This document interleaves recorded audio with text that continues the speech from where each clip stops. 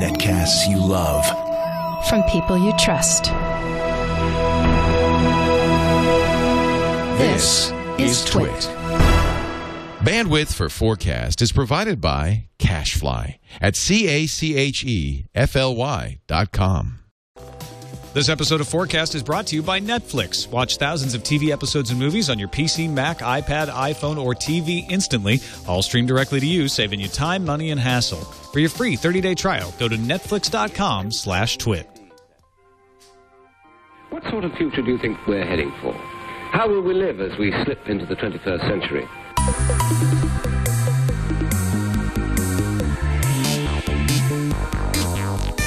Welcome to FourCast, episode 112. I'm Tom Merritt.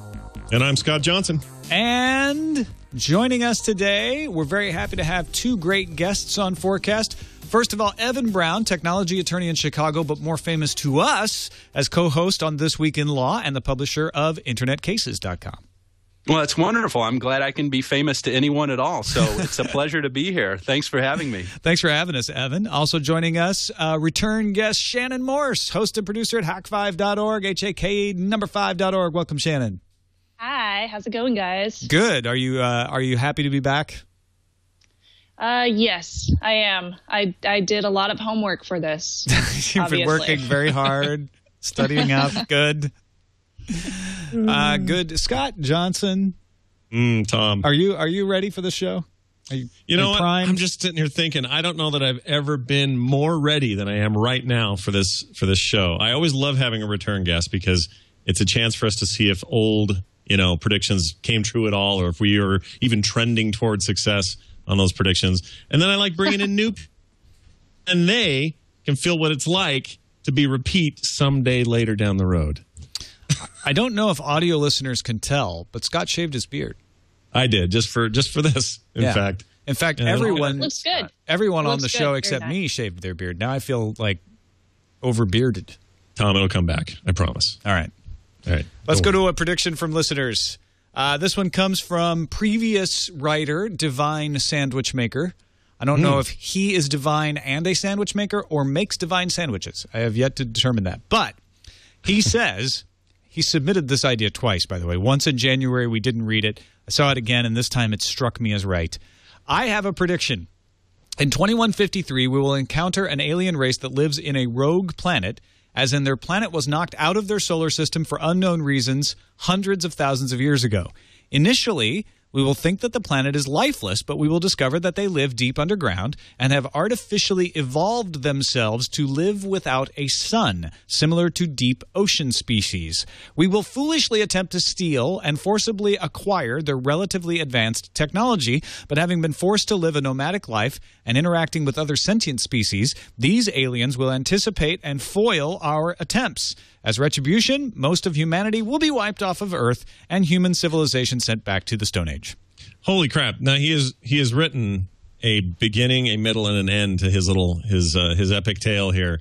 The part I kind of have trouble with is why would we forcibly... I feel like we are always, as humans, getting accused of coming in and taking what we want and asking questions later by other humans. So when we meet other races, will we be so quick to notice a weakness and go for that weakness? Or will we ask, just say, hey, we'd like to share our ideas. Can you share yours? At least try that method before we start getting all to war and having giant robot fights and stuff. Why not start small and then build from there?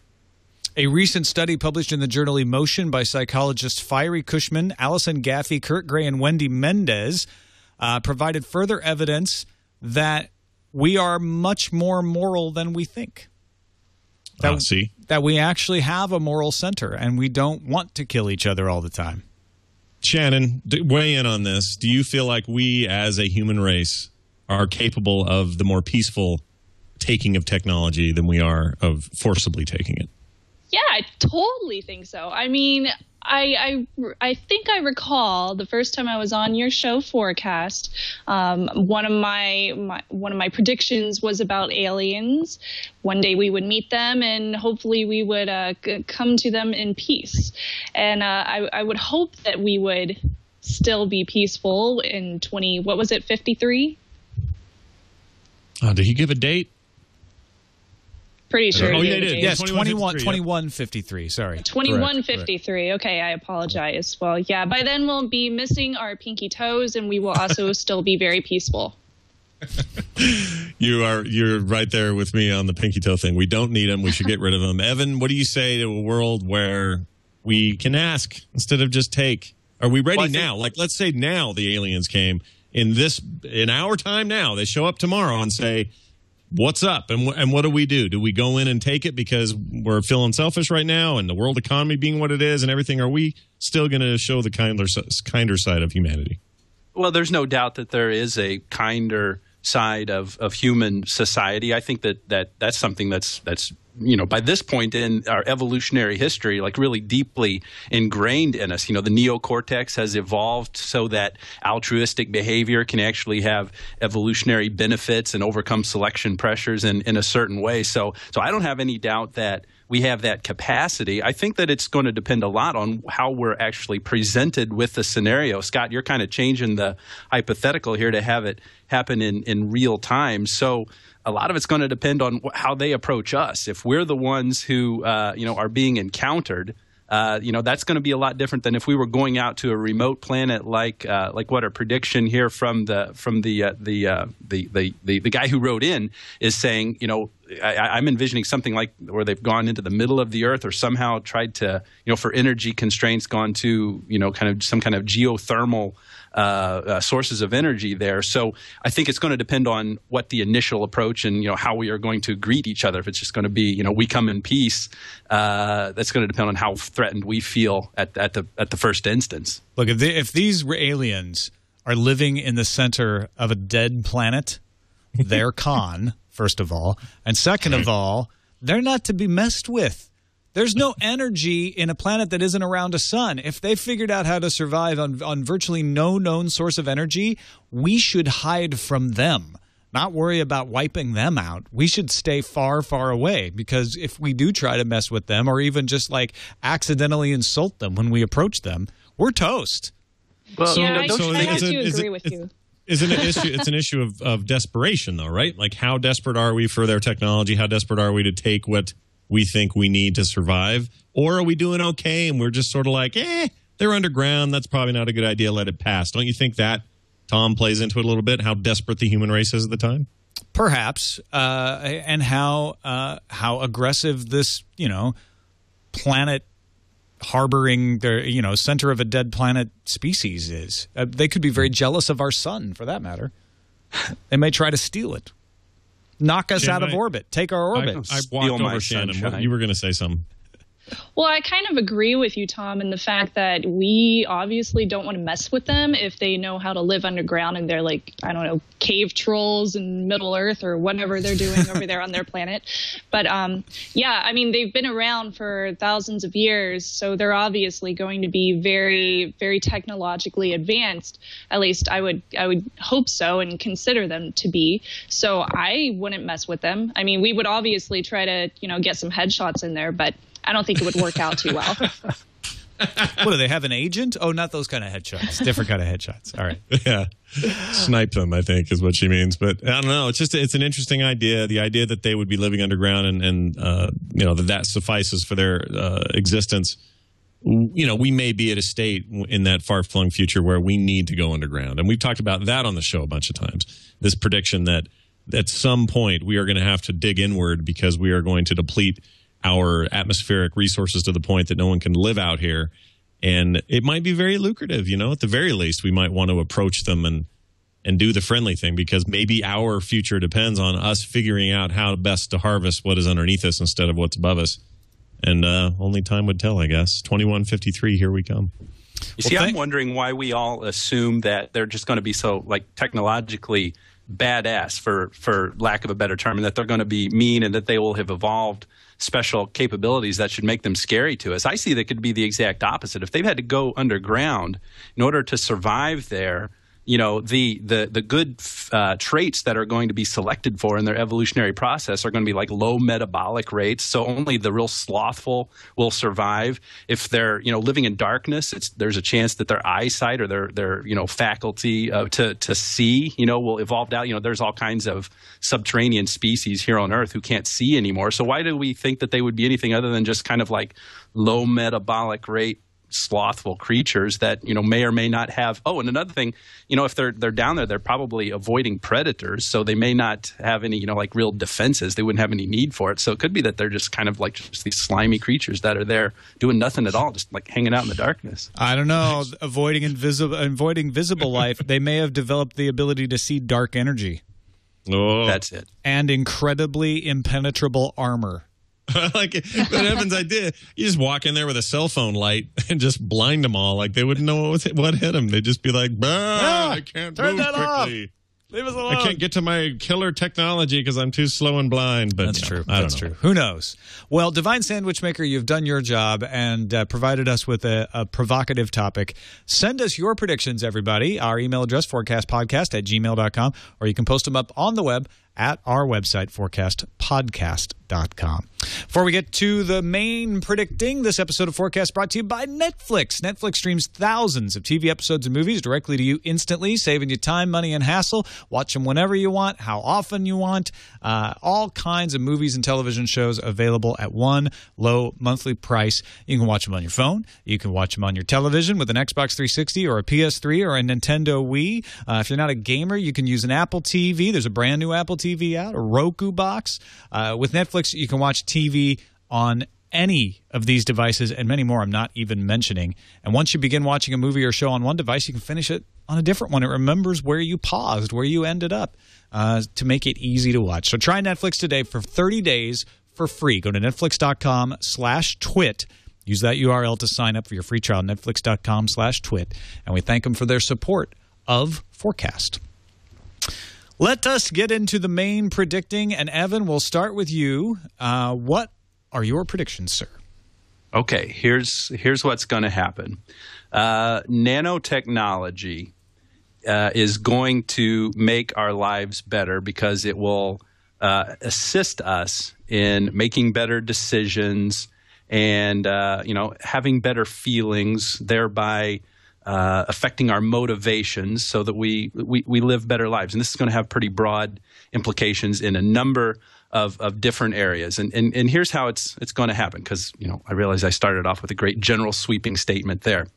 There's going to be a time in the future when we can inject ourselves with a cloud of billions of nanorobots that go through our circulatory system and, most importantly, in the capillaries in our brain. And these millions or billions of nano devices, they would be like transmitters, transponders probably, they would be able to form an array whereby they get a precise, high-resolution picture of the electrochemical state of the brain, and thereby they get a picture of the informational state of the brain. So here's where it gets really interesting, because it's bidirectional. The array of nano devices captures a picture of what's going on in someone's mind, their thoughts about facts, their emotions, the feelings.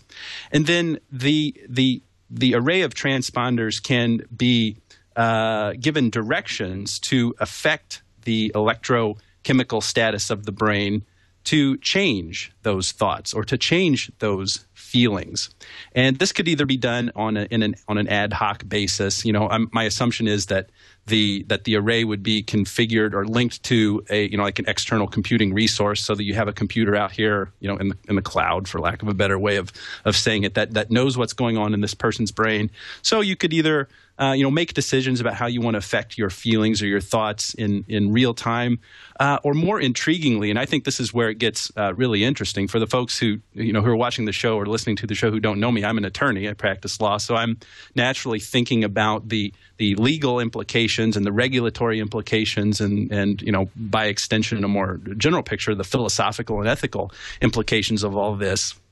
What's to stop us from laying a template on top of this arrangement that we have, this swarm of nano devices in our head that is configured with algorithms that help us make decisions that are pre-programmed depending on the factual circumstance that the person finds himself in. Say it's a drug addict, and he finds himself tempted to, take a shot of heroin or do a line of cocaine or whatever.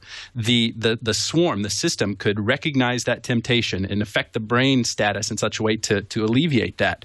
Take that up another level.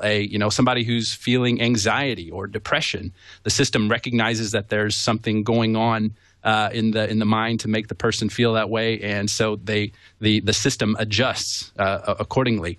And this is where I think it could be really, really kind of out there, is you could configure the algorithms in such a way to conform the person's behavior and thought and outlook on the world to like a religious doctrine. If you are a Buddhist or a yogi wanting to practice mindfulness and try to attain some sense of equanimity, the moment that there's some kind of agitation, the system could help you adjust and have a more placid or serene brain chemistry. A Christian could, be wronged and feel the psychological sting of having someone having done him or her wrong and instantly be put in the mind frame for forgiveness. So that seems to me a conceivable application of how we could do this if we could configure the little nano devices in such a way that they can actually meaningfully get an idea of what's going on in the brain, a very high resolution, almost perfect picture of what's going on in the brain, and make that communication bidirectional so that it could actually be affected. The negative stuff, the possible weirdness from all the hacks, just kind of state themselves. But that's a vision for the future and cognitive development and cognitive control that I see could conceivably happen if these technologies could advance in the appropriate ways. So nanotech is no stranger to FourCast, and it's often applied in very different and interesting ways. This is probably one of the most detailed descriptions of what nanotechnology could do medically or neurologically at the very least.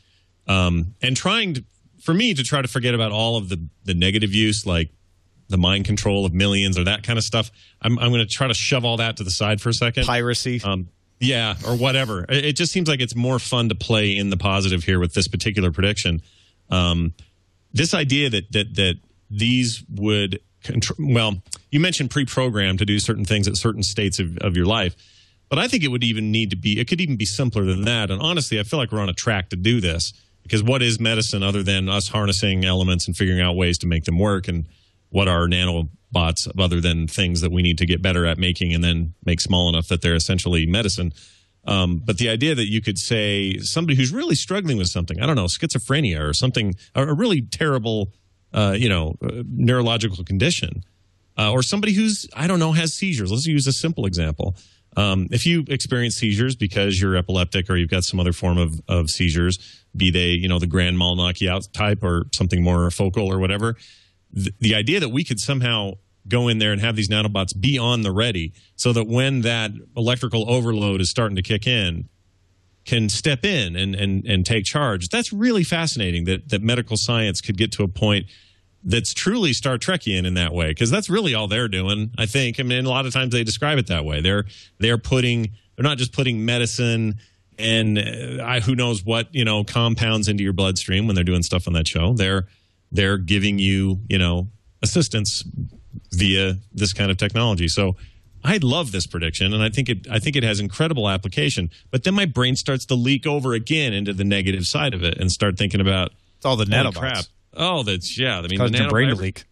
And all it would take is one nanobot, right? One bot to go rogue in your hose. That's the way I see it. See, I do this show every week called Hack 5, and anytime I hear about like putting computers into the brain or anything very similar to that, I always think, "Ooh, is it wireless? Is there a way to hack it? Because that would be awesome." I mean, for a good hacker, in a way, of course.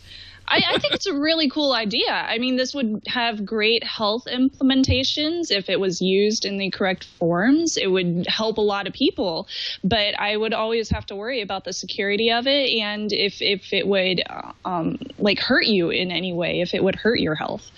So Yeah, I mean, I think it is natural, and Scott, you were resisting it, to kind of go to the dystopian uses of it right away and say, oh, well, it could be taken over, and there could be mind control, and it could be used to stimulate your pleasure center constantly and be even worse than drugs. The cure is worse than the disease in that case.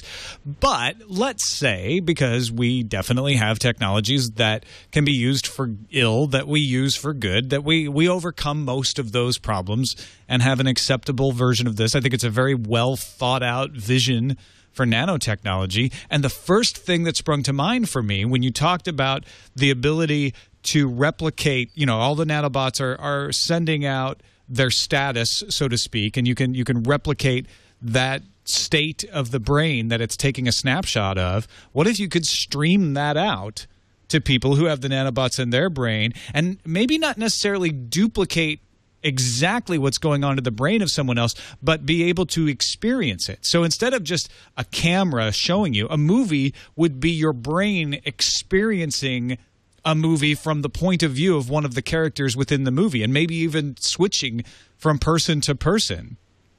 Yeah, there's an iteration of that kind of in the movie. I think it was from sometime in the 90s, called Strange Days. I don't know if you remember that. Where you wear that, that device. Because when 1999 comes, we'll all be doing that. That's right. I was partying like that. I don't remember what you were doing. Evan, I think this is an excellent idea. I just had a brilliant idea. This would be great for dudes. For dudes? Yeah, for dudes. Go on. Go on. Okay, so guys are always making horrible decisions, right? I mean, you guys are guys, right? Sure. This would be great because it would help you make those really good decisions that girls want to hear. Well, sure. Yeah. That would be a clear low-hanging fruit for the application of this, and that's probably where the real market would be in all of this. And so it's the thing that I feel could be most dystopian about it is not so much that it would be somebody coming from outside and like turning someone into a pawn, like where you have a government dictator doing this to an army of people who are less fortunate and who just can't stand up for themselves, and they become zombies or pawns in the dictator's army or whatever. My concern is that people would actually implement this onto themselves in such a way that they brainwash themselves and get into certain states of mind and do things that are harmful to the public interest as a whole. I mean, look at how cult figures, religious cult figures, can affect groups of people, like the Jonestown mass suicide in South America back in the late 70s. You've got Waco, you've got the Heaven's Gate cult. These are charismatic religious leaders who and the people were going in voluntarily doing all this stuff. So at a certain level, the application of this technology would not be doing anything that's really of a different nature. It would just be a more refined methodology of doing it. We already implement decision-making algorithms into our ethics and our religion already. I mean, what else are, philosophical, ethical systems other than a set of, like a flow chart of if this, then this, do this, whatever. What are, religious doctrines other than, conform your conduct in a certain way because of a higher power? And, we're always trying to affect our brain chemistry in more generalized ways now through pharmaceuticals or through therapy or through, some kind of cognitive exercises to actually change our electrochemical state. So the scary stuff, the most dystopian stuff, could actually come from the bottom up rather than from the top down or from the external dark forces trying to exert mind control over someone. That's a good point. Plus, you've got the situation, and it's made me sort of rethink this as you're describing this, but if you look at something like, remember the big Tylenol scare in the 80s? And the idea that you could take common over-the-counter medicine and you could essentially, quote-unquote, hack it so that it did real harm to people and killed people in those cases. It was a very small number of cases, extremely small compared to the overall market for Tylenol at the time. And, it's probably going to be like that. It's not like it's any more hackable than what we do in real life now. In fact, these things they'll be tried and tested and true, and there'll be these little bots that always just do this one thing and they do it really well. It isn't like all of a sudden thousands of computers open and we all have access to the bots. It will be, here is a thing. In the wrong hands, anything can be bad. And in the right hands, a car battery is awesome for your car. In the wrong hands, it's a great torture device. So, well, all right. Are we going to ban car batteries? I mean, you can start going down that that rabbit hole of let's ban everything that's potentially dangerous for us, and now our kids are afraid to go outside. Or we can approach things in a more logical, reasonable, statistic-based way and sort of look at it, from that angle. And I feel like maybe your future isn't as daunting as I want it to be in my science fiction brain. My brain wants to go to the movies I know and the things I've heard and the books I've read. But really, if you dial it back and really think about it, anything that gets, I don't know, and by today's standards, past FDA approval is under scrutiny. If somebody messes with it, you revisit it. If it gets pulled from the shelves, they have good reasons. I mean, society comes up with ways to sort of moderate this stuff. And hackers haven't stopped me from buying computers. I don't know why they'd stop me from getting my monthly nanobot checkup with my doctor.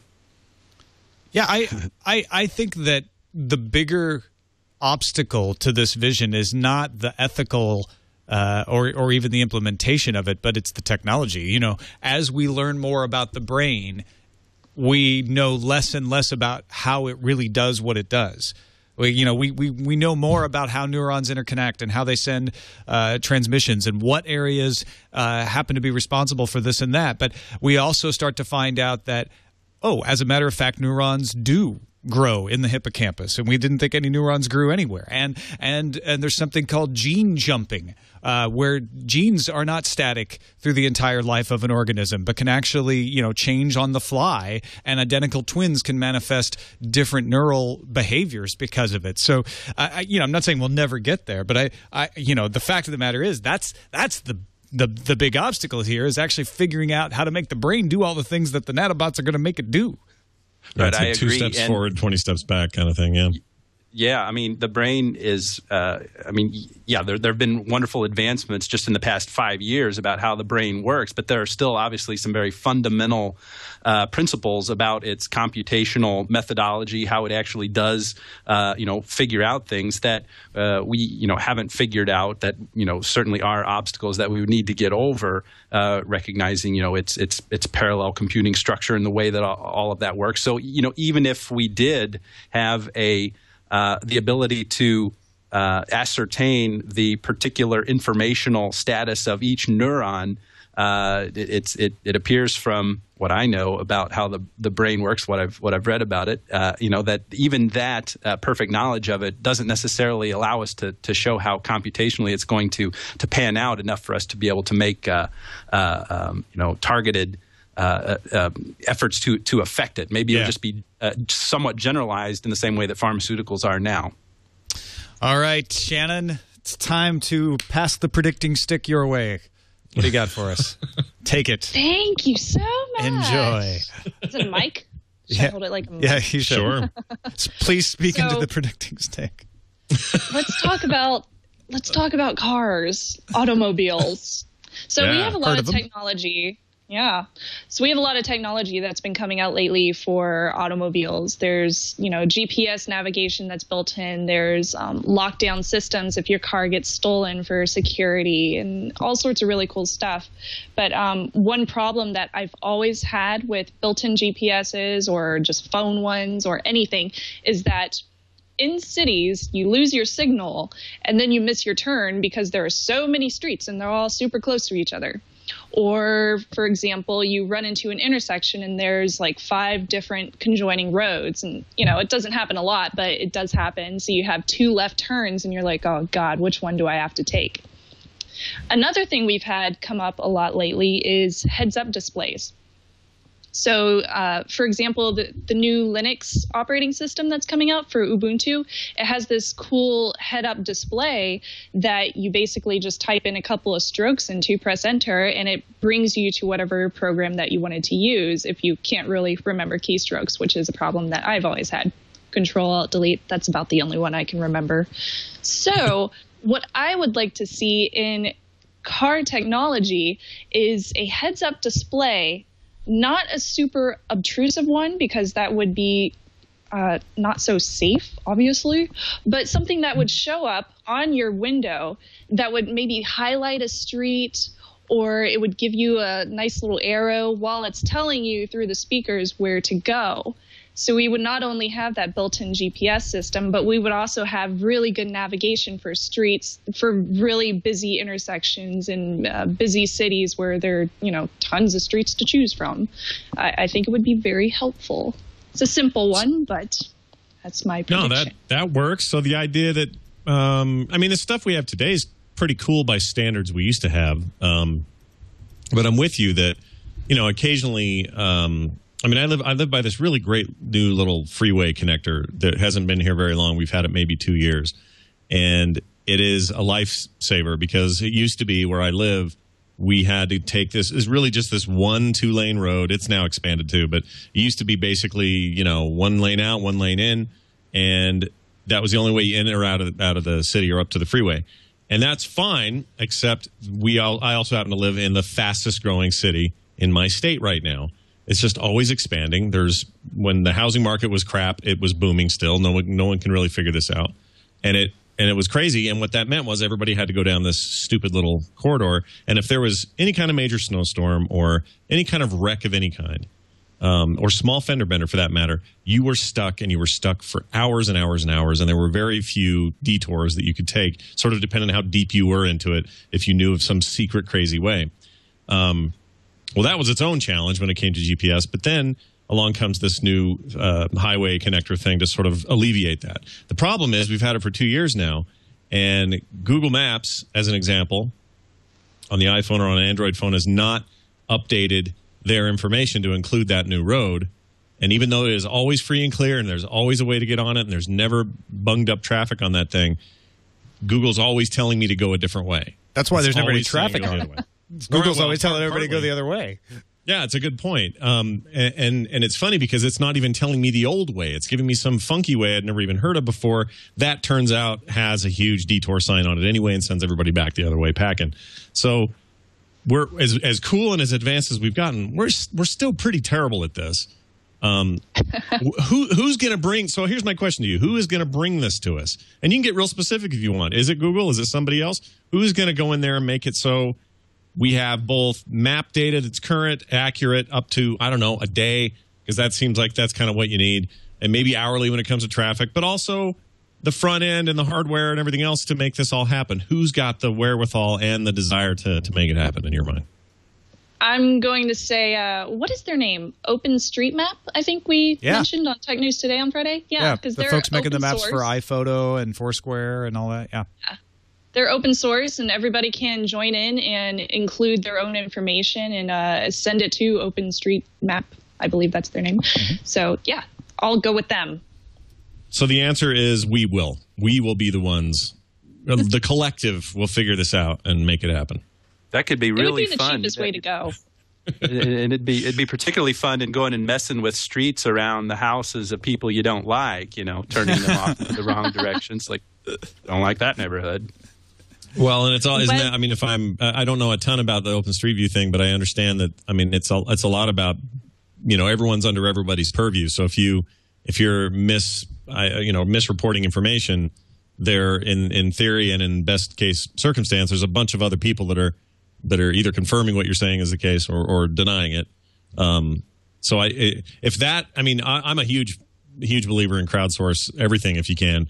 Is it enough though to get us to that future where where that is just no longer an issue? And I realize as I'm describing this and as you're talking, it sounds like a very first world problem. But I think as cities get more dense and more people are moving back to cities, it feels less like a first world problem and more like a first world necessity if we want to function in that first world, I guess. I think it would be also very helpful for rural places. I used to live in a teeny tiny town, and there'd be a lot of, back roads where there would be only one teeny tiny road to get to your friend's house, and you'd have to drive 5 miles down this windy thing until you find the turnoff. And half the time you wouldn't see the turnoff because there's a forest around it. I like the way that in the chat room, Web7942, I think that was his name, he said augmented reality car technology driving. So you would have this augmented reality screen that highlights the turnoff for you. I think that would be very helpful. It could have some interesting cultural value as well. If you're new to an area or, you're a tourist driving through an area, it's like, oh, here's where, James K. Polk lived. here. That'd be cool. Napoleon of the stump. Good call. I'm looking up your address on OpenStreetMap, and I can't find it. Who, me? Yeah. Yeah, see, that's what I'm worried about. And that's funny because it's not like, I mean, yeah, we're I wouldn't call us rural, but we're off the beaten path from the city, but it's not like it's crazy or weird, and there's tons of people out here, and there's always traffic and stuff. But here's the thing, you could go at it. Well, I could, but if I'm the only guy, I'm going to mess that up. There's stuff on there that will not be correct, Tom. That's all I know. Yeah, but how much worse is it than it's not there at all? As soon as you put it up and then it's not correct, then somebody else goes like, wait a minute, I know what he was trying to do. It'll be me. You don't take West Cedar Fort Road. It'll be me going. And it's cool because I live on this historic road, since you mentioned it. I live on the Pony Express Parkway, which used to be literally where the street is now, was the trail that the Pony Express ran to get information and letters to this fort not far from there, and then back the other way to this other fort. So it's really cool and historic and everything, and nobody's done anything. And you know what? There's a million geocaches out there. I could geocache all day long where I live. You just drive along and it starts flashing. Yeah, I just have no good street data, that's all. I didn't mean to make this about me, but you know what I mean. Like, I feel like there are going to be areas in this country where that suffer more than others, and while I'm all for open source always, and I'm always for crowdsourcing, it just seems like it's an uphill battle. That something intrinsic about the technology needs to get better. Maybe it's something on the satellite level. Maybe we figure out better ways, quicker ways, less latency. I don't know. Maybe those are possibilities. Well, I just found your road. It's listed. It just didn't show up in search. Maybe their search is pretty crappy. I don't know. But yeah, I do. I like the idea of the heads-up display that is obviously not obtrusive, like you said, but becomes very accurate and very easy to follow. Because even when you get the accurate TomToms or NavTech maps or whatever, a lot of times it says, take a right, and maybe you see like 3 rights. Or it takes – the worst is when it's take slight left. And you're like, well, which one's the slight left? They both look pretty slight to me. Right. And so if you just had a map where it's like, it's highlighted in your eyes and you're like, oh, I go that way. Got it. And put me in the right lane. When I turn, tell me like you need to be in the right lane when you turn left because your next turn is going to need to be in the right – you know what? Instead of making me guess at the last moment. Highlight the right lane. And we even have that technology right now there's computers that they've been talking about lately in the news where they detect where your eyes are looking.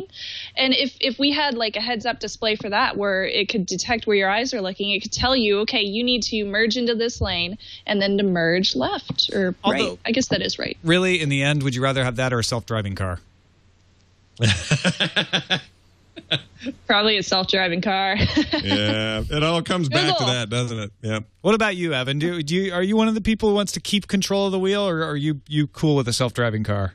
I'd be perfectly fine with a self-driving car because I don't like driving the way it is now. I ride the train to work, the way it is now. So, I would, interestingly enough, it seems like a lot of the technology that would be able to implement a self-driving car would also be relevant to this because it's going to require pretty good sensors to figure out where you are and, to ascertain those things. And then the processes would be, different where, it's going to display it for you to make the decision in one instance versus telling the car to do something in another instance. So, but as far as preference goes, I'd be perfectly fine having machine drive me around. Well, that's what led me to it. When I was starting to think of this heads-up display and it picking the lanes, I'm like, you know what? Why am I driving at this point? If it can figure out all those routes, just let it do the driving. I'd much rather that. Scott, are you cool with the self-driving car? Yeah. We keep the one from Minority Report keeps coming up on this show. Just to be able to chill out and whatever. Forget about that you can hop out and jump car to car and freak everyone out. Forget about that for a minute.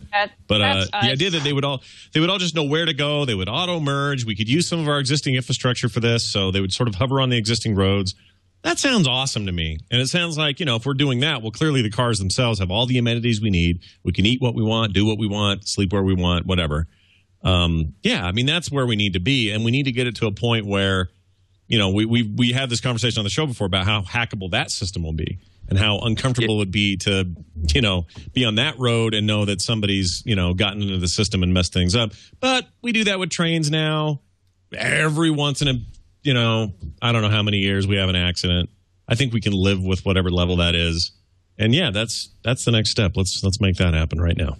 over on TWiT, we talk about self-driving cars quite a bit, and it's an interesting question to consider of how you assign legal responsibility to these issues. Like if it's the self-driving car and there's an accident, is it the driver's fault for selecting that particular technological arrangement, or if there's a bug in the system, do you go after the developer? And it's interesting to consider, the laws, the way they've developed, pertaining to software development and websites and all of that stuff, kind of porting that over into a situation and trying to make legal analogies with that. Really interesting area of inquiry from the legal standpoint as well. Well, think about this, too. If somebody came to you, Evan, and said, look, and let's say we're still in horse and carriages, all right, and we're going real slow and we have little dirt roads, and someone came to you and gave you this vision. All right, streets are going to be made of this flat cement concrete that we don't even know how to explain to you exactly, but we'll give you a good vision of it. Here's our PowerPoint, whatever.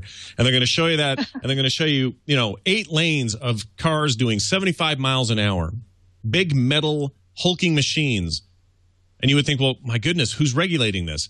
Well, nobody. I mean, there are cops in case somebody does something really dumb or if there's an accident, but behind the wheel is just everyday behind the wheel are a bunch of 16-year-olds who took one semester class. Yeah. Does that sound safe? And barely passed. In fact, failed 3 times and then barely passed the 4th time because the dad was like, if you don't get it this time, I'm not paying for it. And they still got to get a car. And they're crappy cars and then great cars and expensive cars and cheap cars. And that's somehow going to work. We're doing it now. So it seems to me that we would get over. It seems scary if you don't know, right? Like it's like SOPA to old men. The internet's scary. Big scary thing. They don't understand it. And the same thing will happen when we're old and we're looking back at some crazy new thing the kids are all doing. I'm scared to drive home now after you described it that way.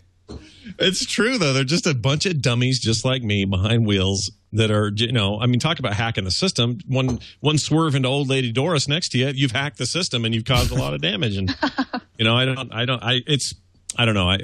we keep hitting on this theme today where we'll figure it out. I feel like we'll find ways. We'll have some accidents. We'll have some ugliness. We'll have some old people in Congress who hate it and fight it. But eventually we'll figure it out. All right. Well, good prediction. I still want the heads-up display as a stepping stone to the self-driving car. I love that idea. I do too. Yeah. I think it would be cool. Let's move on to some questions, Scott. Oh, how about 4 of them each, Tom? Sure. How about that? A great idea. All right, brilliant. We do this thing each week. We call it 4 questions. Our guests are not allowed to think too hard about these 4 questions each. They are each given 4 questions each. I will ask 4, Tom will ask 4, and they are not allowed to think too hard. They must answer from the gut. And I think I'm asking Evan, aren't I? Yeah. Evan, are you ready for your questions? Yes. Now there are 3 more then, right? Yeah, well, I see what you did there. Now your questions begin, and it starts with this one. When we are all packing personal firearms again and taking the law into our own hands, what will be our new term for what used to be called frontier justice? Santorum.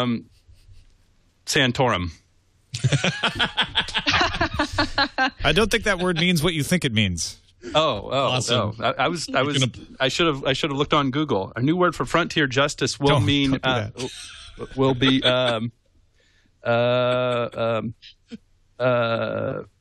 rogue impulses properly directed. Perfect. Ripty. We'll make it. Yeah, Ripty. Nice one. Next one. Which will we see first? Hoverboards, hover cars, or hover hospital gurneys? Hover.com. Hoverboards. There's the least at stake there, and then it's there's less stuff to be concerned about. Hoverboards. All right, fair enough. The hover gurneys always show up in movies and sci-fi, though, so I think those are coming too. Well, the hoverboard, just put 4 hoverboards under a gurney, and you pretty much got the same thing.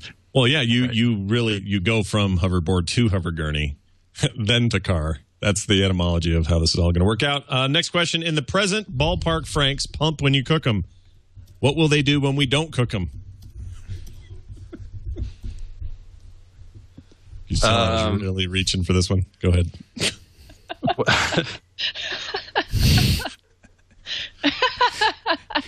It's a future question.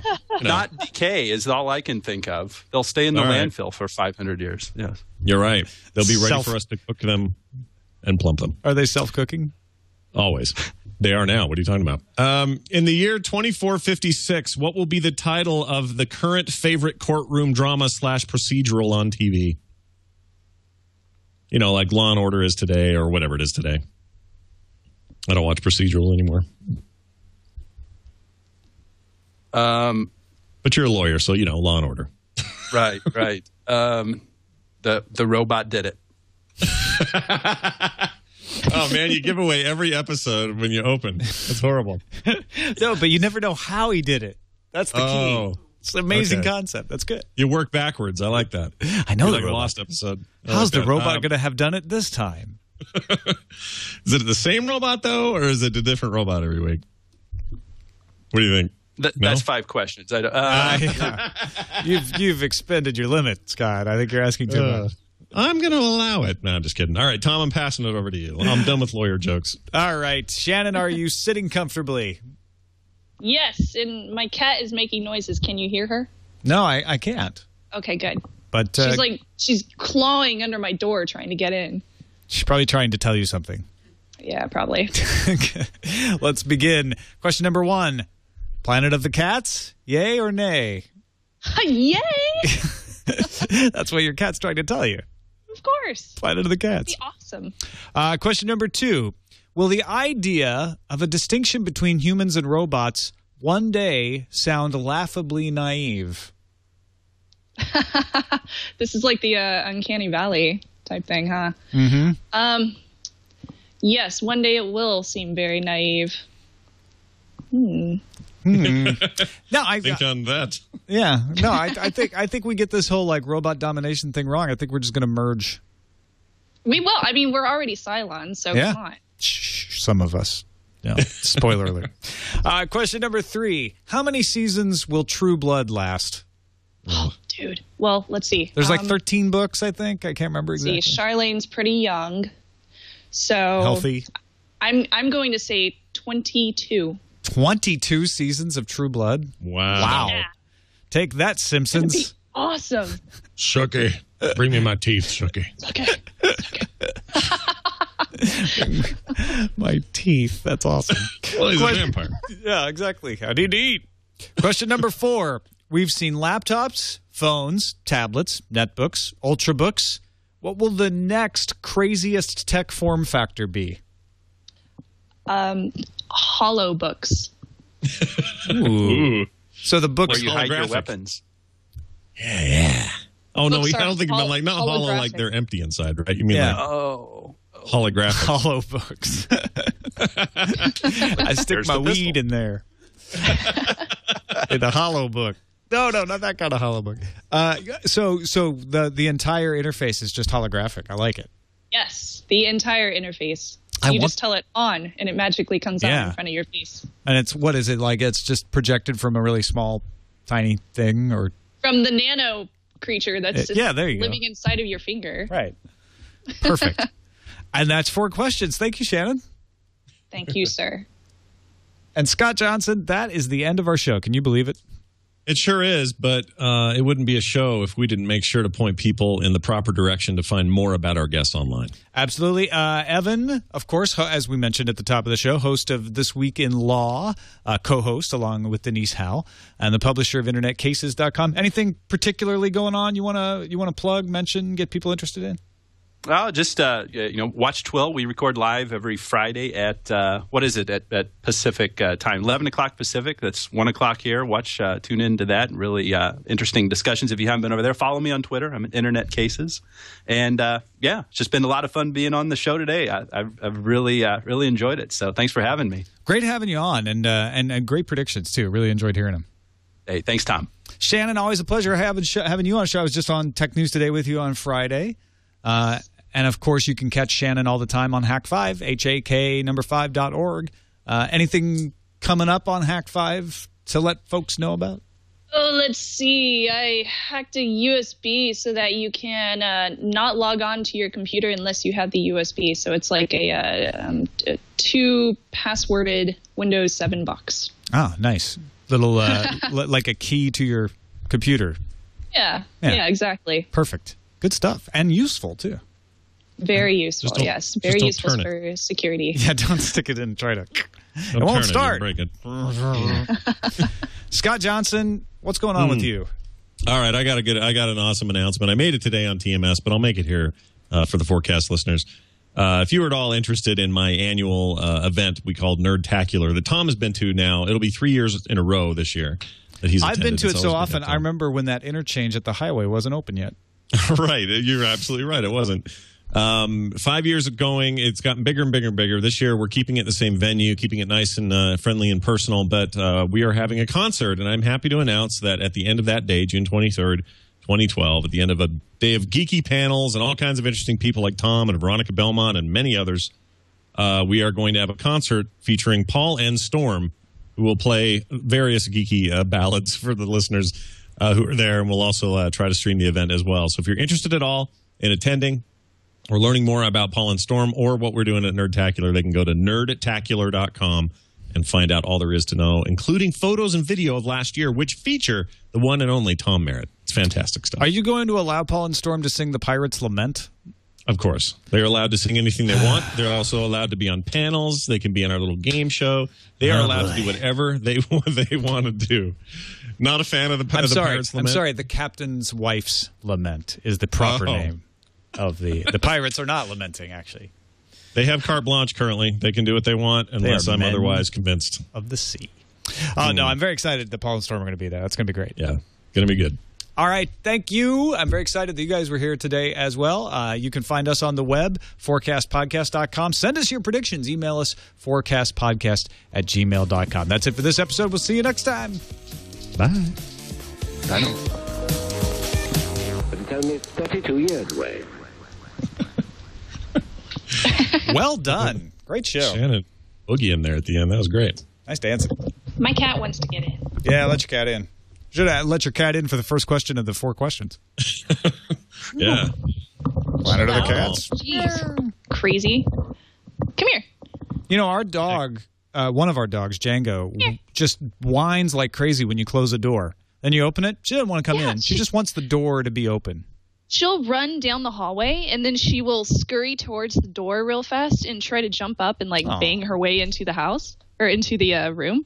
So she'll go, boom, right against the door. It's hilarious. You're stupid.